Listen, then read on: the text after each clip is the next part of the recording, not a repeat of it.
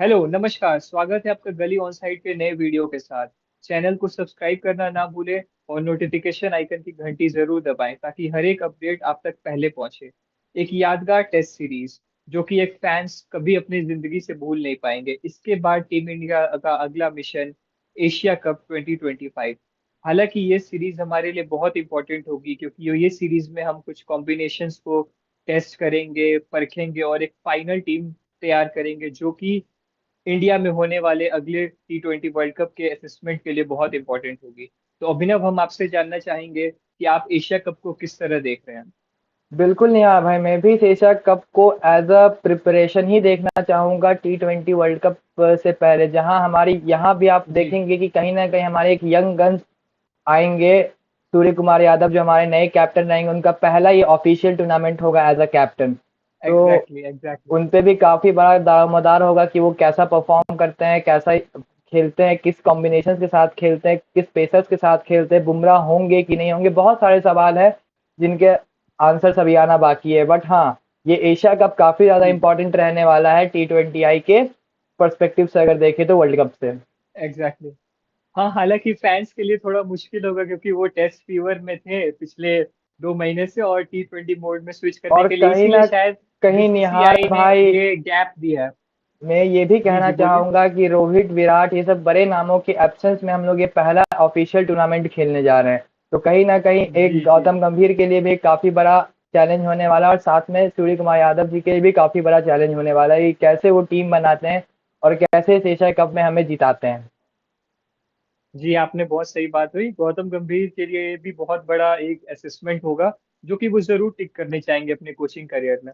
तो हम चलिए शुरू करते हैं। सबसे पहले हम लोग कोशिश करते हैं और जानते हैं कि एशिया कप का शेड्यूल किस प्रकार रहेगा।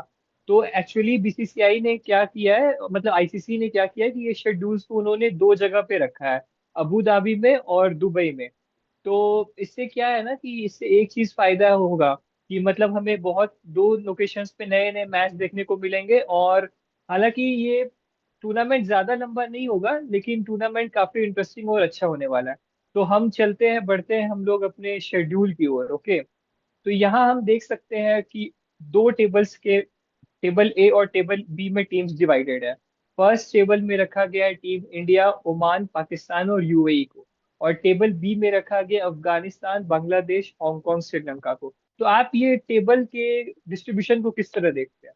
देखिए नेहा भाई, टेबल है तो बहुत हद तक पता ही है हमें कि इंडिया और पाकिस्तान ही क्वालिफाई करेंगे, ओमान और यूएई नहीं करेंगे। जी। हाँ, हालांकि पाकिस्तान का मुझे अभी भी डाउट है कि वो क्वालिफाई करेंगे कि नहीं करेंगे, क्योंकि जैसा उनका पिछला वर्ल्ड कप गया है, यूएसए से हार के बाहर हुए हैं बेचारे, नल्ले दल्ले लोग। तो उनसे तो मुझे कोई लेकिन जी, एक्सपेक्टेशन, एक्चुअली एक्चुअली उनसे क्या है ना कोई कि एक्सपेक्टेशन ही नहीं है इसीलिए भाई। पाकिस्तान कोई नहीं है, एक्सपेक्टेशन लेकिन नहीं। इसीलिए पाकिस्तान को उस ग्रुप में रखा गया है जिसमें कि दो बहुत लो टीम है और दो बहुत ऊपर की टीम है। कोई मतलब नहीं है भाई, हो सकता है यूए से पाकिस्तान हार जाए, कोई बड़ी बात नहीं है अगर यूए जीत जाए पाकिस्तान से तो। एकदम काफी मतलब, कैसे कैसे मैं बताऊं इस टीम के बारे में मैं आपको, जो जो यूएसए से हार गई खैर, उस ये तो team. Most most most unexpected team है पूरे। पिछले बिल्कुल। 2-3 सालों में हम देखें तो यूएसए से हारी है, जिम्बाब्वे से हारी, और ना जाने कोई भी आप टीम ले आओ नई से नई, उनसे इन्होंने हारा है। आते टेबल रहते बी हैं। को आप किस तरह देखते हैं। टेबल बी कहीं ना कहीं यहाँ भाई एक ब्लड बाथ जैसा टेबल होने वाला है, क्योंकि जी अफगानिस्तान, बांग्लादेश और श्रीलंका, ये तीनों टीम अगर आपस में देखें तो काफी कॉम्पिटिटिव टीम है एशिया की। और इनमें बैटल जी काफी ज्यादा होने वाला है, खासकर कि बांग्लादेश अफगानिस्तान में मुझे लगता है कि काफी ज्यादा बैटल होने वाला है।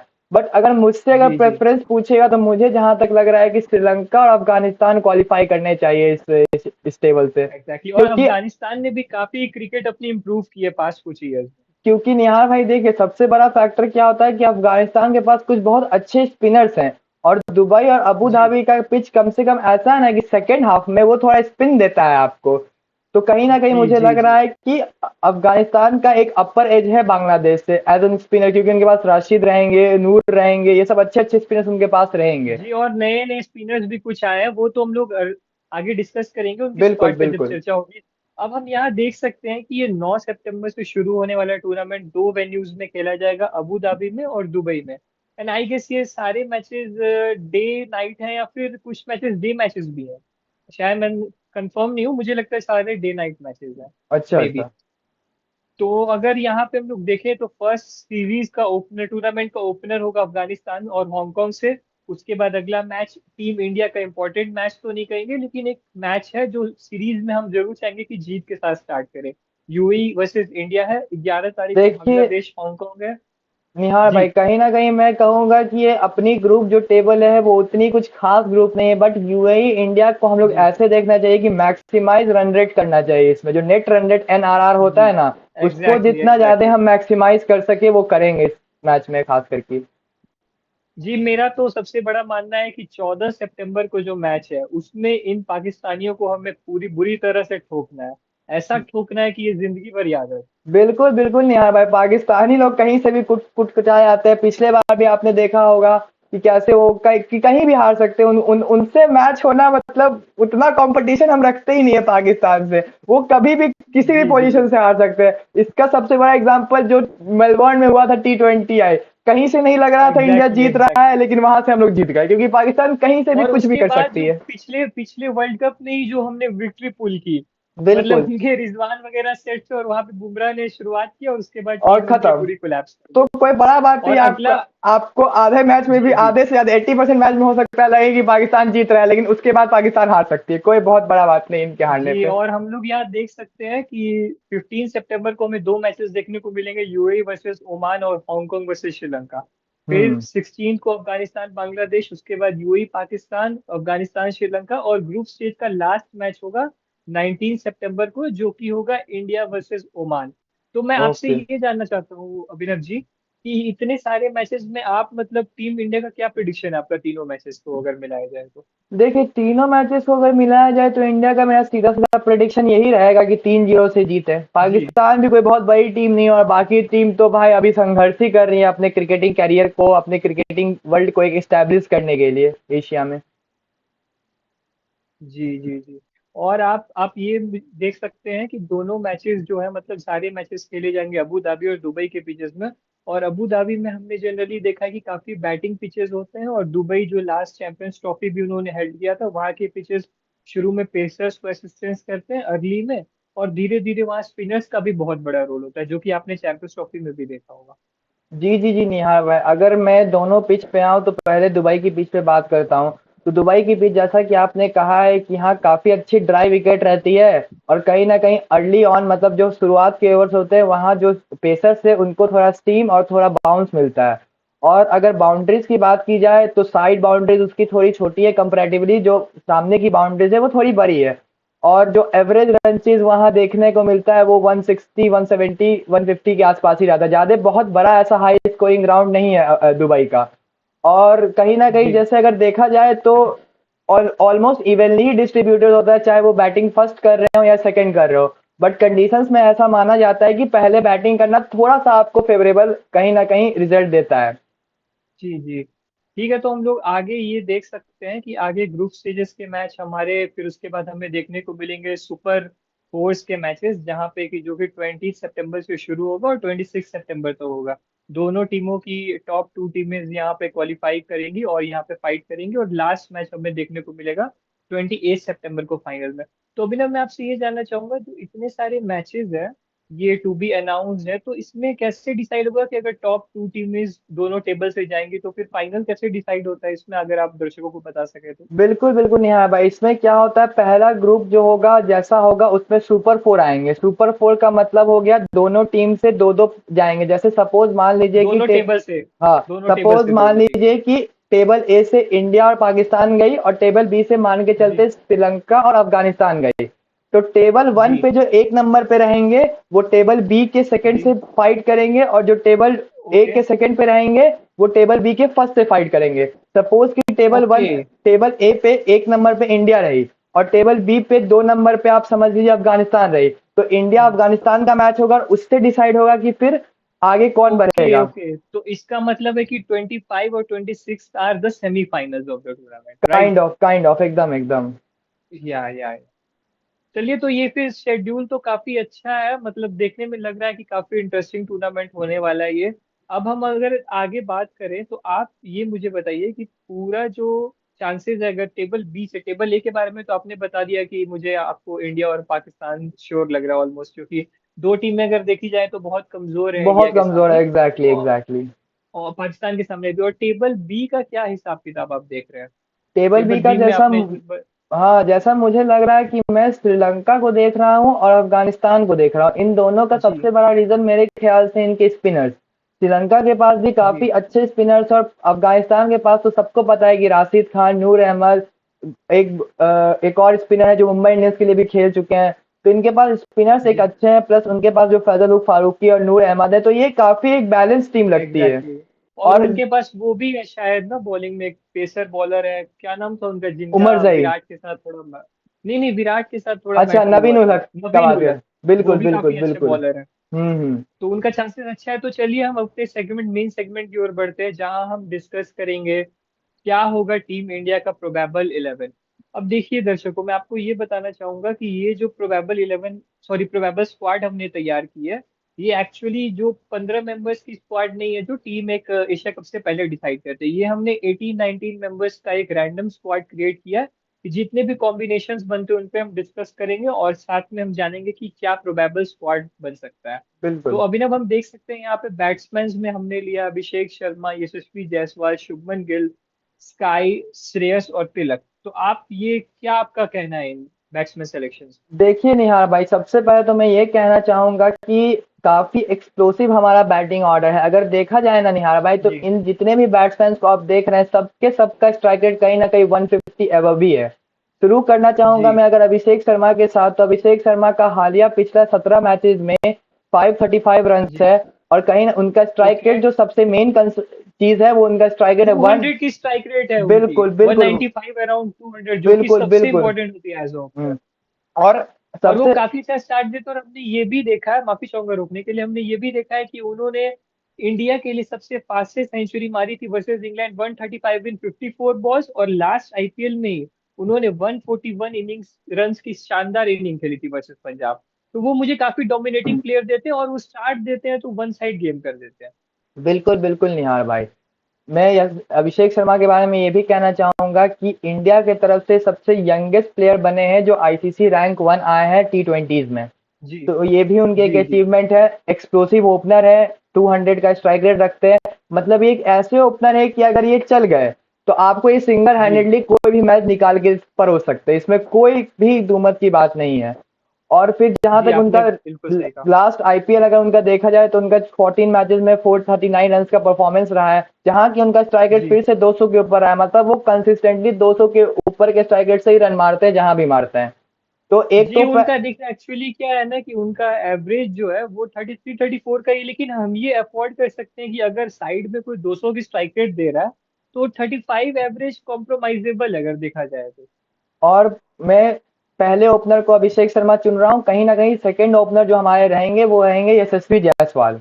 यशस्वी जायसवाल को मैं ओके, इसीलिए यशस्वी आपने, आपको लग रहा है? बिल्कुल, यशस्वी मुझे इसीलिए लग रहा है कि जो गिल है, वो कहीं न कहीं एक विराट जी कोहली के रिप्लेसमेंट ही के तौर पे हमारी टीम में। अब जैसे देखिए कि पिछले टेस्ट मैचेस में भी उन्हें 4 नंबर पे बैटिंग करी है, तो मुझे कहीं न कहीं लगता है ओके। कि वन डाउन वो काफ़ी कंफर्टेबल होंगे ओपनिंग से। हाँ, हालाँकि वो व्हाइट बॉल में ओपनिंग करते हैं, मैं ये मानता हूँ, बट कहीं न कहीं विराट कोहली के जाने लेकिन के बा अभी देखिए, अभी अभी जो है, अभी हम पोजीशंस के बारे में नहीं कह सकते ना, क्योंकि फिक्स नहीं है, क्योंकि एक्चुअली तिलक और स्काई 3 नंबर 4 नंबर पे खेल रहे थे बिल्कुल, बिल्कुल। कांस्टेंट, काफी फिर समय भी से मैं खेल एक रहे ये हैं। तो बात अभी बोल हम रहा हूँ। पोजीशंस, हाँ जी, अभी पोजीशंस की जगह आप पहले ये, हम लोग बेहतर है कि डिस्कस करें कि क्या चांसेस बनते हैं कि ये स्क्वाड में आ सके। तो बिल्कुल, जायसवाल के बिल्कुल। बारे में आप बताइए जी। जायसवाल के बारे में मुझे ये कहना है निहार भाई कि पिछले 23 मैचों में उन्होंने 723 रन बनाए हैं, विथ एन एवरेज ऑफ जी 36 and a strike rate of okay 164। तो कहीं ना कहीं इनका भी ओके ओके। स्ट्राइक रेट काफी अच्छा है। वहीं इन्होंने अपने डेब्यू जी पे सेंचुरी मारा था, जो अपने T20I का डेब्यू किया था, वहां इन्होंने सेंचुरी मारा था। जी जी फिर जी। फिर उसके बाद आईपीएल की बात करें, तो आईपीएल में इन्होंने 14 मैचेस खेले हैं पिछले सीजन में, जहां इन्होंने 550 के आसपास रन भी बिल्कुल बनाए उन्होंने। 550 के आसपास रन बनाए हैं, with an average of 43 and strike rate of 159, जी। जहां उन्होंने और 14 मैचेस वो में मुझे जहां 6 तक कि फिफ्टीज याद मारे है, हैं। जहां तक, जी जहां तक कि मुझे याद है, वो शायद 2024 वर्ल्ड कप स्क्वाड का भी हिस्सा थे, उन्हें खेलने को नहीं मिला, बिल्कुल बिल्कुल लेकिन निहार स्क्वाड का भाई। वो हिस्सा थे। और जो उनका हालिया टेस्ट सीरीज गया है, तो उनकी कॉन्फिडेंस काफी अच्छी होगी, तो वो एक टीम के लिए अच्छा इंक्लूजन साबित हो सकती है, क्योंकि हमने ये बात पहले ही नोटिस की है कि जो दुबई के पिचेस होते हैं और अबू धाबी के तो एक्चुअली बैटिंग पिचेस होते हैं, तो उसमें बैटिंग डेप्थ से काम बन जाता है। लेकिन दुबई के पिचेस जो होते हैं वो नई बॉल से जो बॉलरों को काफी असिस्ट करते हैं और पुरानी बॉल से स्पिनर्स को काफी असिस्ट करते हैं, तो वहां हमें टेक्निकली साउंड प्लेयर्स की बहुत जरूरत है। अगर देख एक साइड कोई थ्रैशिंग प्लेयर है तो एक साइड हमें कोई संभालने वाला टेक्निकली प्लेयर भी जरूरत है। देखिए निहार भाई, मैं तो आपको यही कहना चाहूंगा, अगर ये दोनों ओपनिंग करते हैं और 4 ओवर तक भी अच्छे से टिक जाते हैं ना निहार भाई, तो कहीं ना कहीं चार जी में 50-60 रन ही आराम से बना सकते हैं। इन दोनों में ही वो जी कैपेबिलिटीज एग्जैक्टली, है आपने सही कि कहा। 4 ओवर में आराम से 60 रन तक खींच देंगे आपको। जी चलिए हम लोग बढ़ते हैं गिल की ओर। देखिए गिल का तो शानदार आईपीएल सीजन गया है, 550 रन उन्होंने बनाया, 50 प्लस की उनकी एवरेज थी। और शानदार उन्होंने कंपैटिबिलिटी दिखाई साई सुदर्शन के साथ। और जीटी को काफी मैचेस उन्होंने मतलब कि एक विकेट गिरती थी टीम की, 2 विकेट गिरती थी, और वो लोग 8-8 9-9 विकेट से उन्होंने मैचेस को जीते हैं। और गिल का जो हम लोग देखेंगे, वो रिसेंट टेस्ट सीरीज भी जीत के आए, नए नए टेस्ट सीरीज के कैप्टन बने, गंभीर के साथ उनका बॉन्डिंग भी अच्छा है। लेकिन हालांकि मुझे मुश्किल लग रहा है इनके सिलेक्शन पे, क्योंकि T20 का इन्होंने बहुत दिनों से खेला नहीं। आखिरी बार इन्होंने शायद 2023 में T20 खेला था, मुझे जहां तक कि याद है। तो ये इनके लिए काफी चैलेंजिंग होगा कि नया नया एंट्री करके अच्छा परफॉर्म करना। लेकिन शायद मुझे कहीं ना कहीं लग रहा है ना कि ये रिपोर्ट्स के अनुसार भी लग रहा है कि ये आ सकते हैं टीम। देखिए निहार भाई, जहां तक मैं शुभम गिल का बात करूं, फिलहाल तो उनका रिसेंट का फॉर्म काफी अच्छा चल रहा है। दूसरा जो हमारा एक लाइनअप जी है ना, वो लाइनअप में वो कहीं जी ऐसे फिट होते हैं ना कि काफी एक बैलेंस अप्रोच है, कि मतलब अगर विकेट्स गिर जाए तो वो एक तरफ से इनिंग संभाल सकते हैं, उनमें ये काबिलियत है कि एक जी तरफ से इनिंग संभाल सकते हैं। दूसरा कि हाँ, जी 2023 दिसंबर के बाद इन्होंने अभी तक कोई T20 मैच नहीं खेला एक्सेप्ट आईपीएल। बट जहां तक उन्होंने आईपीएल जी खेला है, 50 की एवरेज से उन्होंने 650 मारे हैं और 650 रन जी मारे हैं। तो कहीं ना कहीं ऐसा तो है नहीं कि वो नहीं खेल सकते हैं, T20 खेल सकते हैं, T20 मोड के बैट्समैन भी है, कोई दिक्कत नहीं, 150 का स्ट्राइक रेट है। और मुझे लगता है कि इन्हें जी खिलाना भी चाहिए, क्योंकि वन डाउन आप हमेशा एक ऐसा प्लेयर ढूंढते हैं ना निहार भाई, जो आपको एक स्टेबिलिटी दे, जो आपको मतलब एक तरफ से जी खड़ा रहे और जल्दी जल्दी स्कोर भी करे। जी तो कहीं ना कहीं गिल में देखिए, एक वो एक एक बात और अच्छी बात है ना कि जैसे हमारे पास अगर शुभमन गिल को हम लोग लेके जाते हैं, ओके, तो इन केस अगर कि 4 नंबर पे सूर्य कुमार यादव खेलते हैं, जो कि उनका नंबर है, ठीक है, तो हमारे पास एक ये क्वेश्चन होगा ना कि अगर हम शुरुआत तिलक वर्मा से करते हैं प्लेइंग 11 में 3 नंबर पे, ठीक है।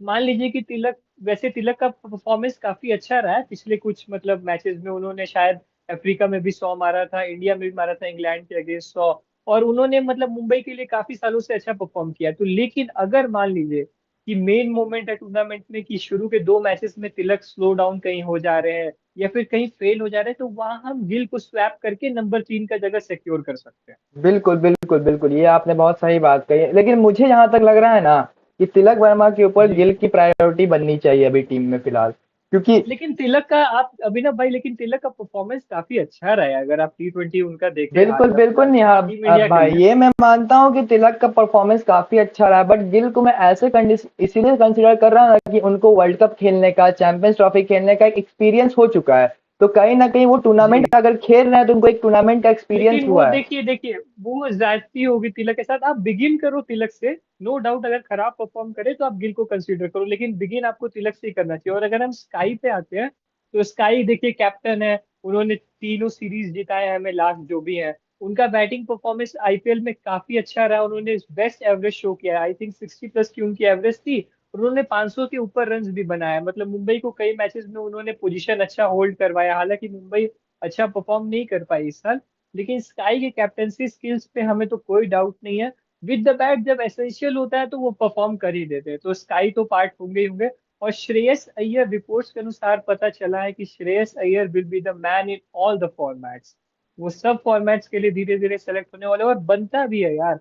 उन्होंने अपने दम पे पंजाब को इतनी आगे फाइनल्स तक पहुंचाया, और क्या बैटिंग की थी उन्होंने इस आईपीएल। बिल्कुल नहीं यार भाई, पहले मैं सूर्य कुमार यादव अपने कप्तान की तरफ आना चाहूंगा। तो सूर्य कुमार जी यादव का लास्ट 23 मैचेस में 18 विन्स है, जो कि 78% विन रेशियो के साथ वो चल रहे हैं। सबसे पहले तो ये जी अच्छी बात है कि वो काफी ज्यादा मैचेस जीत रहे हैं, उनको जीत के साथ वो कॉन्फिडेंस आ रहा है, एक टीम उन्होंने बिल्ड जी की जी है, उस टीम के साथ वो खेल रहे हैं, और कहीं ना कहीं काफी एक्सप्लोसिव उनके अगुवाई में, उनके कैप्टनसी में हम काफी जी एक्सप्लोसिव बैटिंग कर रहे हैं। और फिर जहां जी तक बात है इनके रिसेंट फॉर्म का, तो आईपीएल में सूर्य कुमार यादव ने 14 मैचेस खेले हैं, 16 मैचेस जी। खेले हैं, जहां उन्होंने 717 रन बनाए विथ एन एवरेज ऑफ 65 जी। And an strike rate of बहुत 167। तो बहुत आप कमाल के स्टैट्स है, तभी मैंने भी वो मेंशन बात की है कि वो स्काई के बारे में हमें बैटिंग की उतनी टेंशन नहीं लेनी चाहिए। He has every capability to finish the games long in the death overs, consolidate in middle overs, तो उनके बारे में सोचना बेकार है। तो हम ये देखिए ओवरऑल बैटिंग में ना, मैं एक प्लेयर हम लोगों ने ऐड नहीं किया है। मुझे हालांकि रिपोर्ट्स आ रही हैं कि वो शायद इंक्लूड हो सकते हैं, साई सुदर्शन, क्योंकि इसका सबसे बड़ा रीजनिंग ये है ना, गिल और साई सुदर्शन की जो कंपैटिबिलिटी देखने को मिली जीटी में, वो मतलब इसमें कोई दोहराई नहीं है कि वो बेस्ट कंपैटिबिलिटी थी। दोनों ने काफी अच्छे स्ट्राइक रोटेट्स किए, दोनों ने बड़ी बड़ी लंबी पार्टनरशिप की, चाहे आप 100 प्लस की पार्टनरशिप देखो, 80 की देखो, 120 की देखो, मतलब उनका बहुत अच्छा मतलब कोऑर्डिनेशन भी था। तो ये भी कहीं ना कहीं हो सकता है कि यशस्वी जायसवाल, गिल और हमें साई सुदर्शन भी एज अ बैट्समैन दिख सके। हो सकता है टीम की थोड़ा बॉलर एक कम करके हम एक लंबी बैटिंग लाइनअप पे भी जा सकते हैं, हम साई सुदर्शन को भी देख सकते हैं। जी बिल्कुल नहीं आया भाई, साई सुदर्शन पे तो मैं आऊंगा, उससे पहले थोड़ा सा श्रेयस अय्यर पे भी आ जाता हूँ।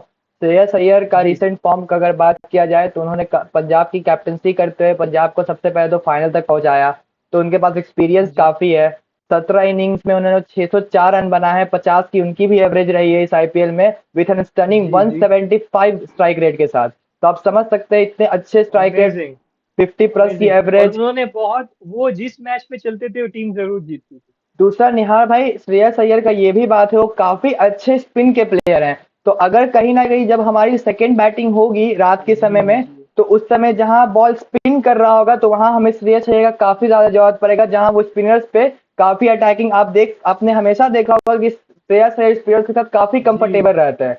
तो एक काफी ज्यादा वो ये चार्ज अच्छा लेते हैं डाउन द ग्राउंड, उनके शॉट्स भी काफी अच्छे हैं। और ये बिल्कुल पॉइंट आपने बिल्कुल सही कहा कि श्रेयस का ये बहुत बड़ा की फैक्टर हो सकता है कि वो स्पिनर्स को अच्छा खेलते हैं बिल्कुल। इन स्लो तो पिचेस, आपने तो देखा है। निहार भाई अगर तो देख, मैं यही आपसे पूछना चाहूंगा कि आपने तो डिस्कस की सारे बैट्समैन, साई के बारे में आप जरा बताइए ना कि आप क्या सोच रहे हैं साई के बारे में। साई के बारे में निहार भाई अगर आप मुझसे पूछिएगा ना, तो कहीं ना कहीं अभी इस समय में उनका इंक्लूजन मेरे ख्याल से थोड़ा सा मुश्किल है। हाँ, 2026 के वर्ल्ड कप के बाद वो खेल सकते हैं, इसकी पूरी गारंटी है।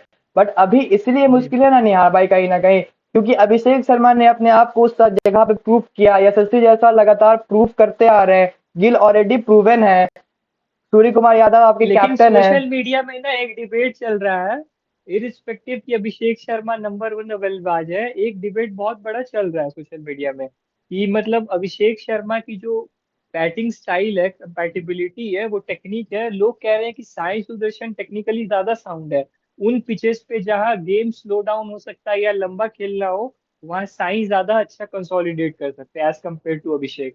देखिए निहार भाई, ये आपने बात बहुत सही कही कि साई अगर टेक्निकल टर्म्स में अगर आप जाइएगा निहार भाई, तो साई काफी ज्यादा टेक्निकली जी। अच्छे हैं अभिषेक शर्मा से। बट अब अगर आप ऑरेंज टी कैप होल्डर भी रहे हैं इस साल वो बट आईपीएल के। आपने एक चीज देखा होगा कि T20 वर्ल्ड कप जो इस बार का बीता है, उसके बाद से एक आपने हर टीम में एक शिफ्ट देखा होगा कि जहां पहले T20 जी। वर्ल्ड कप से 180 190 would be a good score जहां माना जाता था, वहां अब रिसेंट जी। T20 मैचेस में 200 200 प्लस 220 को एक अच्छा स्कोर माना जा रहा है। और आसपास सारे टीम जी। से ऐसा प्रेफर करते हैं कि मतलब जो अपना T20 स्क्वाड है वो थोड़ा अलग बनाते हैं टेस्ट और ओडीआई से, क्योंकि उनको जी। वैसे बैट्समैन प्रेफर चाहिए कि जल्दी जल्दी आके स्ट्राइक मारे, कि आए और बल्ले भाजना जी। शुरू कर दें। हाँ, मैं मानता हूँ कि कहीं ना कहीं किसी किसी मैच में ऐसा तो नहीं होगा कि हर मैच में ही आपके अभिषेक शर्मा चलेंगे। बट कहीं ना कहीं मुझे ऐसा लगता है कि साई के ऊपर भी अभिषेक शर्मा को देना चाहिए, क्योंकि उनको T20 का अच्छा जी। एक्सपीरियंस है। साई का फिर ऐसा हो जाए कि आप डायरेक्टली उनको टूर्नामेंट में उतार रहे हो, उनको T20 इंटरनेशनल का एक्सपीरियंस नहीं है अभी टीम में, और आप डायरेक्टली उनको टूर्नामेंट में उतार रहे हो। लेकिन सवाल वही है ना, सबसे बड़ा है कि यार टॉप ऑर्डर और वन डाउन आप कितने बल्लेबाज लेके जाओगे। लेकिन कहीं ना कहीं ये डिफिकल्ट बहुत होगा सिलेक्टर्स के लिए चुनना कि वो गिल और साई में से किसको चूज करते हैं, और बिल्कुल। वो मतलब आगे कैसी टीम क्रिएट करते हैं। तो तो चलिए अब हम लोग बढ़ते हैं ऑलराउंडर्स की ओर। ऑलराउंडर्स में हमने सेलेक्ट किया अक्षर पटेल, नीतीश कुमार रेड्डी, हार्दिक पांड्या एंड शिवम दुबे। देखिए अक्षर पटेल जो है उनके बारे में तो यार कोई दोहरा ही नहीं है, what a classic performance he has delivered in the world cup. वो फाइनल में वो क्लच इनिंग्स, उसके बाद कुछ बेहतरीन कैचेस, और उनकी इकोनॉमी सबसे बड़ी फैक्टर मुझे लगती है। 7.2 की उनकी इकोनॉमी है T20 करियर में, और वो गेम को स्लो डाउन करना चाहते हैं with the bat with the ball, और टीम के वाइस कैप्टन भी है वो।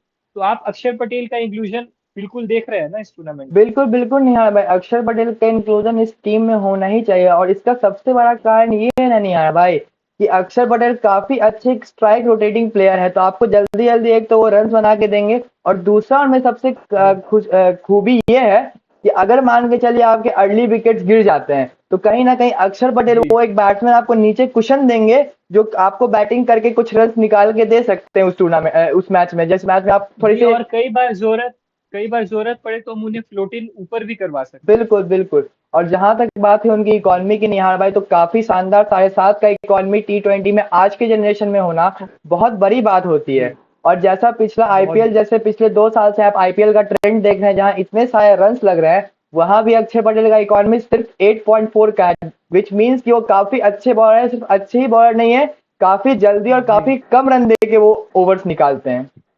और उनसे हम ना हर मतलब पीरियड में बॉलिंग करवा सकते हैं, चाहे पावर प्ले हो, मिडिल ओवर्स हो या लेट मिडिल ओवर्स हो, वो हमें कहीं भी पुल करके दे सकते हैं। और नीतीश रेड्डी पे हम आगे बढ़ते हैं, हालांकि इनका ये आईपीएल उतना अच्छा नहीं गया, हमें बहुत एक्सपेक्टेशंस थे इनसे। हुँ। लेकिन इनके पास जो वेपन्स हैं, चाहे वो बॉलिंग वेपन हो चाहे वो बैटिंग वेपन हो, तो इनको ये बहुत ओवर एज दे रहा है कि मतलब टीम्स में बाकी सिलेक्शंस के कारण। तो नीतीश रेड्डी पे आप क्या कहेंगे?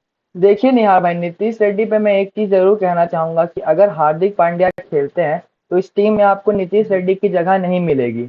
और इसीलिए भी नहीं मिलेगी जी क्योंकि हार्दिक पांड्या सेम वही चीज आपको ऑफर करते हैं और उससे अच्छा ऑफर करते हैं।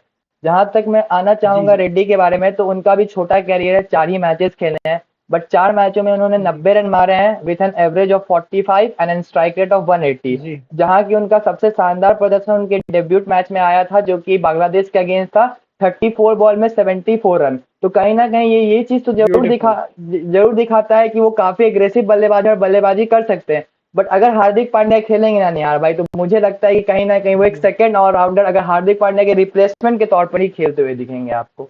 जी, आपने ये बात सही कही। और कहीं ना कहीं जैसे हमने जो 4 ऑलराउंडर सेलेक्ट किए हैं, इनमें से 3 ही स्क्वाड में जाएंगे और खेलेंगे तो 2 ही। बिल्कुल, मैक्सिमम हम बिल्कुल। लोग 2 से ज्यादा तो अफोर्ड नहीं कर सकते। और शिवम दुबे पे आते हैं। देखिए, शिवम दुबे ने लास्ट 2 मैचेस जो इंग्लैंड के वर्सेस खेले थे, वो पहले 3 मैचेस में नहीं थे, लास्ट 2 मैचेस में उन्होंने काफी शॉर्ट अच्छे कैमियोज खेले, चाहे 13 बॉल 30 हो। और उनका स्ट्राइक रेट भी काफी अच्छा रहा था। और वर्ल्ड कप 2024 में वो मतलब ये लाइनअप का भी हिस्सा थे, और उन्होंने क्रूशियल मोमेंट्स पे भी अच्छी इनिंग्स डिलीवर किए, छोटे छोटे इनिंग्स ही थे।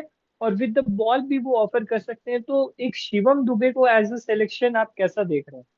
देखिए नहीं हाँ भाई, शिवम दुबे को मैं देख तो ठीक रहा हूँ, बट अगर आप ऐसा बोलोगे ना कि वर्ल्ड कप में तो उन्होंने काफी अच्छी खेली, खास करके फाइनल में भी उनका एक इम्पोर्टेंट नॉक, छोटा ही नॉक था बट इम्पोर्टेंट नॉक था। बट जी उसके बाद वो टीम में हिस्सा बन के ऐसे नहीं रहे हैं। कहीं ना कहीं हार्दिक पांड्या और जी नीतीश रेड्डी ही को एक प्रेफरेंस मिला है दुबे जी के ऊपर। तो कहीं ना कहीं आप देखिए, अगर जी एक्सपीरियंस के तौर पर गौतम गंभीर जाएंगे तो हार्दिक पांड्या और दुबे को लेके जाएंगे, और अगर यंग टैलेंट्स को ट्राई करेंगे तो हार्दिक पांड्या और नीतीश रेड्डी को लेके जाएंगे, मेरा ये मानना है। जी, आपने सही कहा। और मतलब स्क्वाड में ओवरऑल जैसे मैक्सिमम 15-16 प्लेयर इंडिया ले जा सकती है, तो मुझे लगता है कि अक्षर लेकिन एक बात बोले, आप देखिएगा तो सबसे डिफिकल्ट होगा सेलेक्टर्स के लिए यहाँ पे कि नीतीश और दुबे में से किन्हें चुनते हैं ये, क्योंकि अक्षर तो हार्दिक फिक्स रहेंगे। 3 ऑलराउंडर्स हम लोग जरूर लेके जाएंगे, अब नीतीश और दुबे पे लास्ट उन्हें डिसीजन लेना होगा। तो बिल्कुल। चलिए आप आगे बढ़िए, हम आपसे जानना चाहेंगे अभी ना विकेट कीपर्स के बारे में। विकेट कीपिंग में देखिए हाँ भाई, संजू सैमसंग मेरे लिए तो सबसे ऊपर विकेट कीपिंग की बात पे है, बट फिर वही बात हो जाती है कि ये किस पोजीशन पे खेलेंगे, सबसे बड़ा इनके साथ यही दिक्कत जी, है क्योंकि डाउन दी ओपनिंग। ऑर्डर इनका परफॉर्मेंस बहुत खराब रहा है। हालिया में उन्होंने हमने सिक्योर करवा दिया उन्हें ऊपर की जगह, और उन्होंने डिलीवर भी किया।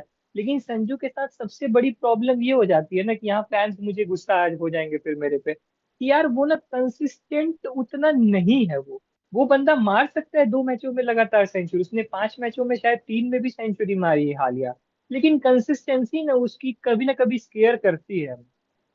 जी बिल्कुल नहीं हार भाई, कंसिस्टेंसी तो उनकी थोड़ी स्केयर करती है, बट कहीं ना कहीं वो पहले ऐसे इंडियन बैट्समैन बने हैं टी20 में जिन्होंने एक कैलेंडर ईयर में 3 सेंचुरीज मारी हैं। और हाँ, आखिरी 5 मैचों में, यस, आखिरी लास्ट 5 मैचों 5 मैचों में में। उन्होंने 3 सेंचुरी मारी है। मतलब उन्होंने टोटल 12 मैचेस खेले हैं अभी इस ईयर जी में, जिसमें उन्होंने 436 रन मारे हैं with N strike rate of 180। तो कहीं ना कहीं अगर आप अभिषेक शर्मा को नहीं देख रहे हैं ओपनिंग, तो मुझे कहीं न कहीं लग रहा है कि संजू सैमसन और यशस्वी जायसवाल एक यार ओपनिंग कर संजू सकते यार हैं। स्क्वाड में तो पूरी तरह से डिजर्व करता है जगह यार, पूरी बिल्कुल, तरह से। बिल्कुल। इनफैक्ट मेरे लिए तो वो प्लेइंग 11 में भी डिजर्व करता है यार, वही मैं उसने कह बहुत रहा अच्छा हूँ ना कि परफॉर्म अगर अभिषेक शर्मा आप नहीं खिला रहे हो ना, तो उस उनके जगह पे साई किया। सुदर्शन से अच्छा मुझे ऐसा लग रहा है कि आप संजू सैमसन और यशस्वी जायसवाल के साथ चल जाओ। एक लेफ्ट राइट कॉम्बिनेशन भी हो जाएगा और एग्रेसिव का एग्रेसिवनेस भी आ जाएगा।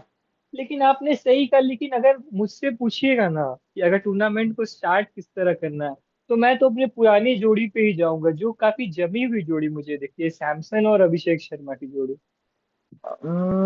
ये भी आपने सही कहा है कि सैमसंग और क्योंकि अभिषेक। लेफ्ट राइट कॉम्बिनेशन है और उनका तालमेल अच्छा बना हुआ है, इंग्लैंड सीरीज में भी देखा हमने काफी अच्छा। आप ये भी आप बात सही कह रहे हैं कि आप ऐसे भी जा सकते हैं टीम में। खैर, अभी वही तो खैर बात वो है ना। आगे हमें पता चलेगा कि क्या यही तो बड़ी सरप्राइज होगी। सबसे बड़ा सरप्राइज तो गौतम गंभीर गंभीर दिया कि साहब देंगे उनका। कि कौन सा टीम और कैसा वो प्रोबेबल या प्रोबेबल क्या 15 जो स्क्वाड अनाउंस करेंगे उसमें कौन कौन होंगे। तो खैर वो जब अनाउंस करेंगे तो जी। हम लोग वीडियो लेके आएंगे ही आपसे, उस पर भी चर्चा करेंगे ही और आप लोग जैसे से। जैसे जैसे जैसे नजदीक आएंगे अनाउंसमेंट डेट के, तो हम एक शॉर्ट लिस्ट भी करते जाएंगे, कुछ प्लेयर्स को शॉर्ट लिस्ट भी करेंगे, बिल्कुल वो आगे बिल्कुल हम निहार भाई। प्रोवाइड करवाएंगे आपको।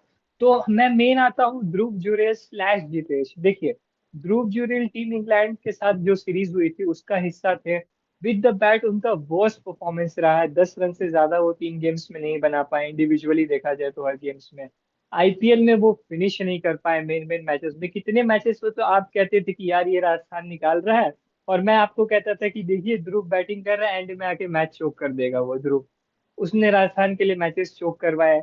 तो मतलब, और Jitesh on the other hand, उसने काफी अच्छे कैमियोज खेले आरसीबी के लिए, और जीत दिलाने में इस साल उनको ट्रॉफी दिलाने में काफी बड़ा हाथ था जितेश का। बिल्कुल बिल्कुल निहार भाई, जितेश शर्मा का काफी बड़ा हाथ था, कुछ मैचों में उन्होंने कैप्टनसी भी संभाली थी।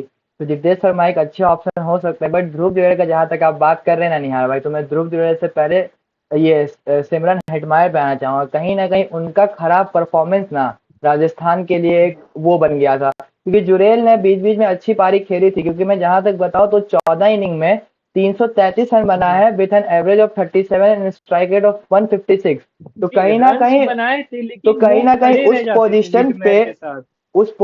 आके 333 रन बनाना एक अच्छी बात होती है, 37 का एवरेज होना तो। जी। लेकिन वो एक्चुअली सिमरन हेटमायर के साथ खड़े रह जाते थे और मैच नहीं फिनिश करवा पाते थे, आपने देखा है ये चीज को। हाँ निहार भाई बिल्कुल। खैर, बॉलर्स पे हम लोग आते हैं निहार भाई, क्योंकि हम लोग का सबसे मेन कंसर्निंग जी। होने वाला है बॉलर्स ही। क्योंकि एग्जैक्टली एग्जैक्टली। बुमराह खेलेंगे कि नहीं खेलेंगे। बुमराह नहीं खेलेंगे तो कौन वो 2 या 3 पेसर्स होंगे जिनके साथ हम जाएंगे। मोहम्मद देखिए सिराज का बुमराह का नाम हमने इसीलिए रखा है, एक सेकंड रुकना चाहूंगा, बुमराह का नाम इसीलिए रखा है क्योंकि कोई भी टूर्नामेंट में बुमराह का नाम तो रहेगा ही रहेगा, अपार्ट फ्रॉम बिल्कुल कि वो बिल्कुल। कैसे फिटनेस पे उनके डिपेंड करता है कि उनका क्या सीन बनेगा। क्योंकि अब देखिए अर्शदीप हमारे लीडिंग विकेट टेकर रह चुके हैं पिछले साल के वर्ल्ड कप में। अर्शदीप ने जो डिलीवर किया है नई बॉल से और डेथ ओवर से, काफी अच्छा उनका परफॉर्मेंस रहा है। तो अर्शदीप तो हमें पक्का दिख रहे हैं। कुलदीप यादव स्पिन ऑप्शन में हमारे लिए बहुत इंपॉर्टेंट है। वरुण चक्रवर्ती की अगर हम बात करें, तो उसने जो परफॉर्मेंस की है लास्ट सीरीज में और लास्ट कुछ मैचेस में इंडिया के लिए, चाहे 4 विकेट्स निकालना हो, 5 विकेट्स निकालना हो, उसने अकेले दम पे कितने मैन ऑफ द मैचेस लिए हैं। तो उनका तो जरूर बनता है। अब डाउटफुल है थोड़े, रवि बिश्नोई डाउटफुल है। मुझे लगता है कि रवि बिश्नोई पे थोड़ा टीम जरूर देखेगी, उनका पिछला आईपीएल परफॉर्मेंस को देखा जाए तो। और हर्षित राणा इंक्लूड हो सकते हैं, और सिराज का मेरे को, आप कह रहे थे कि सिराज जरूर आएगा निहार भाई, ये सिराज कहाँ से आ गया व्हाइट बॉल में।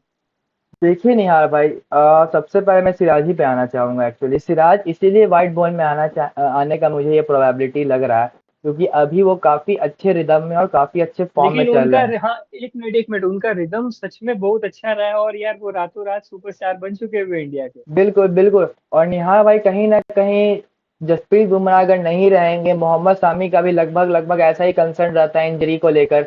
तो आप कहीं ना कहीं थोड़ा अर्शदीप के ओके, साथ एक आप एक एक्सपीरियंस। लीडर को देख रहे हैं। बिल्कुल नहीं, लीडर राइट के राइट। तौर पे तो अगर T20 में देखा जाए तो नो डाउट मैं अपना लीडर अर्शदीप को ही मान रहा हूँ। क्योंकि अर्शदीप को इसलिए भी मान ओके। रहा हूँ क्योंकि 63 T20 उन्होंने अभी तक खेली, जिसमें उन्होंने 99 विकेट्स लिए हैं विथ एन एवरेज ऑफ 18.30। और पिछले, शायद उन्होंने यूजी की बराबरी की है बिल्कुल इस बिल्कुल, रिकॉर्ड में। पिछले साल के ICC T20 player of the year भी चुने गए थे। वर्ल्ड कप में पिछले बार ओके उन्होंने हाईएस्ट विकेट टेकर थे, ज्वाइंट हाईएस्ट विकेट टेकर थे वर्ल्ड कप के। तो कहीं ना कहीं ओके मैं अपना ओके लीड ओके। पेसर तो अर्शदीप को ही देखना चाहूंगा, बट क्योंकि हर्षित राणा को उतना एक्सपीरियंस नहीं है, सामी का खेलना नहीं जी खेलना एक वो रहेगा और बुमराह का भी सेम रहेगा, तो इसीलिए मैंने सिराज को ऐड किया है, क्योंकि वो एक थोड़ा एक्सपीरियंस प्रोवाइड करेगा आपके पेस अटैक को। जी, आपने ये सही कहा, लेकिन बॉलिंग में भी चुनना डिफिकल्ट रहेगा। और हर्षित राणा को आप किस तरह देख रहे हैं? हर्षित राणा को तो मैं सबसे पहले तो बोलना नहीं चाहिए, बट इस तरह देख रहा हूँ कि कहीं ना कहीं वो जीजी की काफी लाडले हैं, काफी जीजी उनको बैक करते जी हैं। वैसे तो बोलते नहीं कि इंडिविजुअल्स को मैं बैक करता हूँ इंडिविजुअल की परफॉर्मेंस, बट वो कहीं ना कहीं उनके वो सिलेक्शन में कहीं ना कहीं झलक जाता है कि जीजी एक थोड़ा सा फेवर करते हैं हर्षित राणा को। बट जी।